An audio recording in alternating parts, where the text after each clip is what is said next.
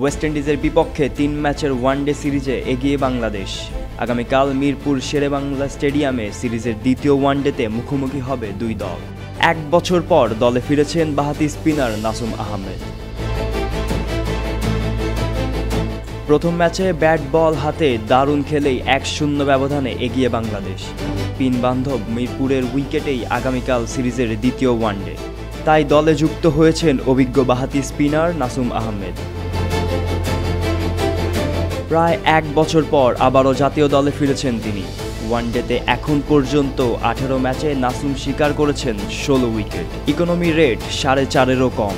গত ডিসেম্বরে সর্বশেষ এই ফরম্যাটে খেলেছিলেন বাংলাদেশের হয়ে। প্রথম ওয়ানডেতে মিরপুরের উইকেটে সবচেয়ে সফল ছিলেন স্পিনাররা। সেই অভিজ্ঞতা থেকেই দ্বিতীয় ম্যাচেও একই রকম কন্ডিশন প্রত্যাশা করছে টিম ম্যানেজমেন্ট। স্পিন আক্রমণে তাই এবার আরও শক্ত বাংলাদেশ। নাসুমের সঙ্গে থাকছেন রিশাদ, তানভীর ইসলাম ও অধিনায়ক মিরাজ। সিরিজ এখন বাংলাদেশের হাতে। আগামীকাল জিতলেই ১ ম্যাচ হাতে রেখেই ট্রফি নিশ্চিত করতে পারবে টাইগাররা। অন্যদিকে ওয়েস্ট ইন্ডিজও লড়াইয়ে ফিরতে মরিয়া।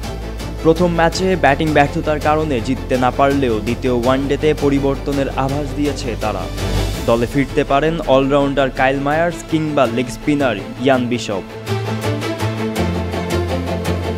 দর্শকরা চাইবে বাংলাদেশ জিতুক সিরিজ আগেই।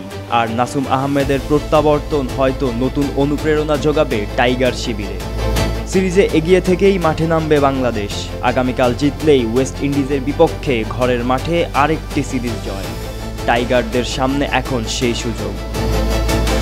গোলাম মোর্শেদ, ক্যাপ্টেন্স টিভি, ঢাকা।